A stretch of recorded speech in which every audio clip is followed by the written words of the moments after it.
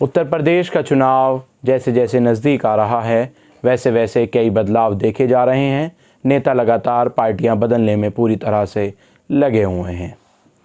वहीं 23 महीनों से सीतापुर जेल में बंद आज़म खान रामपुर सांसद के बेटे, जो खुद आज़म खान के साथ और उनकी पत्नी खुद जेल में बंद थे, आज अब्दुल्ला आज़म 23 महीने के बाद सीतापुर जेल से 43 मुकदमों में रिहा किए गए। कई आपराधिक मामले भी दर्ज हैं और गलत अपनी जन्म तिथि बताकर विधायक बने, ऐसा उन पर आरोप लगा, जिसके बाद वो जेल में थे और आज उनको रामपुर के सीतापुर जेल से रिहा किया गया। वो तस्वीर मैं आप तमाम लोगों को दिखाना चाहता हूँ।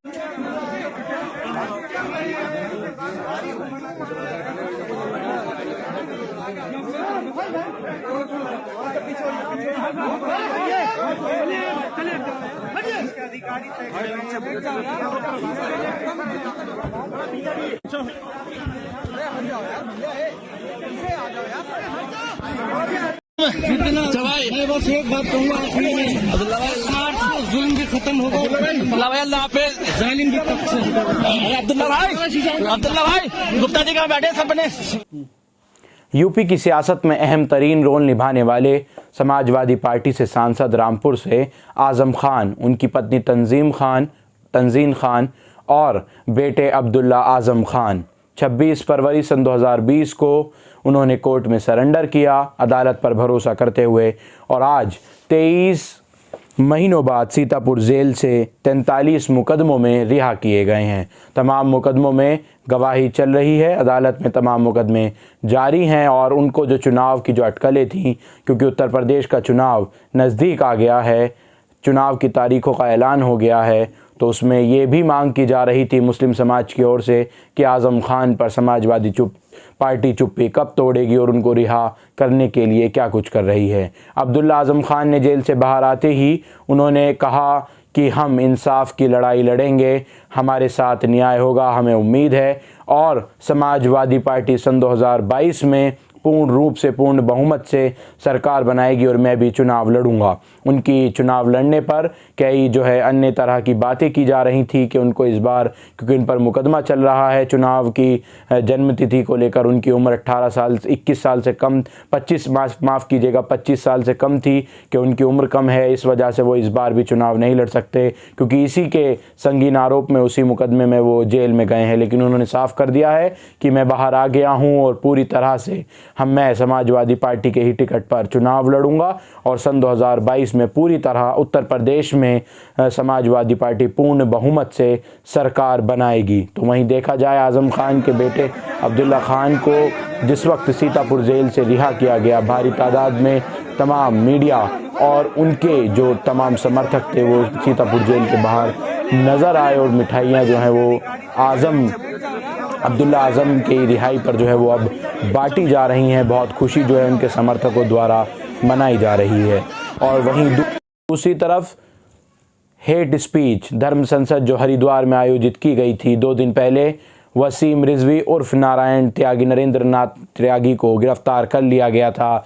यति नरसिंहानंद जो अपने गलत बयानी के लिए, हेट बयानी के लिए माने जाते हैं, वो पिछले 2 दिन से उनसे भी पूछताछ जो है वो की गई थी, लेकिन अभी फ़िलहाल हरिद्वार पुलिस ने उनको भी अरेस्ट कर लिया है। वो तस्वीरें भी मैं आपको दिखाऊंगा। यति नरसिंहानंद कई मुकदमे आपराधिक उन पर भी दर्ज हैं और लगातार हेट स्पीच, वो मुसलमानों के ख़िलाफ़ भड़काने की जो है वो ऐसी अलग अलग तरह की जिहादी अलग अलग तरह की बातें करते रहते हैं। और पिछले 2 दिन से उनकी ट्विटर पर भी बेहद ज़्यादा गिरफ्तारी की मांग उठ रही थी। फ़िलहाल उनको भी हरिद्वार पुलिस ने आज हेट स्पीच जेनोसाइड की, जहां पूरी तरह से मुसलमानों का जेनोसाइड के लिए वहां धर्म संसद में कही गई थी, उन पर अब पकड़ कसती जो है वो हरिद्वार पुलिस नज़र आ रही है। बाकी और अन्य आरोपी कब गिरफ्तार किए जाएंगे, ये भी एक अहम तरीन सवाल है। और जो पिछले 2 दिन पहले जब लोकल पुलिस यति नरसिंहानंद से बात कर रही थी, वो भी एक वीडियो वायरल हुआ, उस पर भी पुलिस पर भी कई बार इस पूरे हेट स्पीच धर्म संसद मामले में हरिद्वार पुलिस पर अलग अलग तरह की जो है वो सवाल खड़े हुए हैं कि आखिर पुलिस का स्टैंड क्या है। पर अभी हरिद्वार से यति नरसिंहानंद को गिरफ्तार कर लिया गया है और मुस्लिम समाज इसकी पूरी तरह से मांग भी कर रहा था। वो तस्वीर भी मैं आपको दिखाना चाहूँ।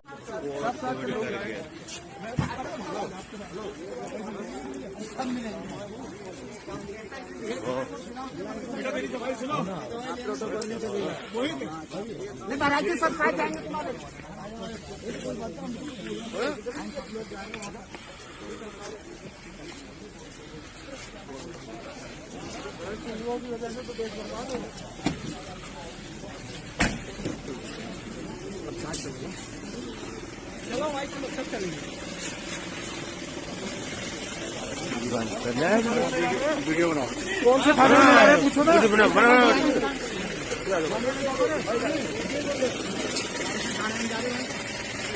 कौन से थाने में जा रहे हो? थाने का नाम तो पूछ लो। थाना कौन सा जा रही है?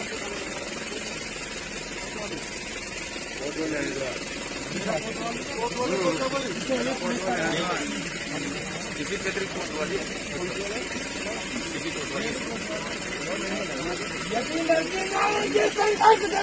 हम तुम्हारे साथ हैं। संघर्ष करो, हम तुम्हारे साथ हैं। हर हर। और 5 राज्यों के विधानसभा चुनावों को लेकर तमाम राजनीतिक पार्टियां लगातार टिकट का बंटवारा कर रही हैं। पार्टियों में सियासी गलियों में इस वक्त काफ़ी गर्मा गर्मी नज़र आ रही है।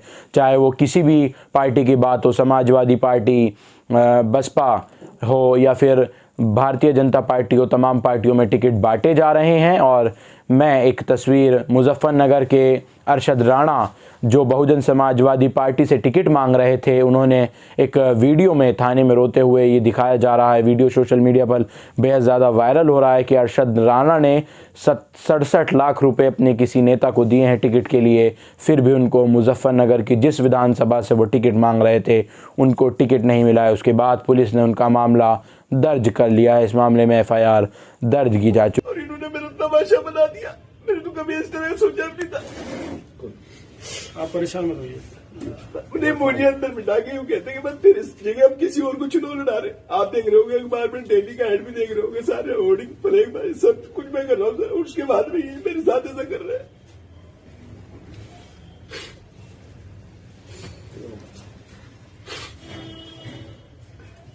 ठीक है, कोई नहीं, ठीक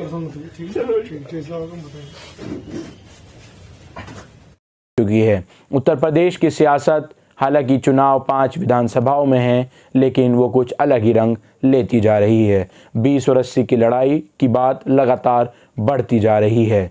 आज समाजवादी पार्टी के नेता ने कहा कि 20 और 80 उनके लिए होगा, 80% लोग हमारे साथ हैं। और स्वामी प्रसाद मौर्य ने भी कहा कि 80% एक तरफा वोट समाजवादी पार्टी को पड़ने वाला है, मात्र भाजपा के बाले में 20% से भी कम वोट रह जाएगा। दावा किया जा रहा है समाजवादी पार्टी की ओर से कि इस साल 400 सीटें वो आगामी विधानसभा चुनाव में हासिल करेगी।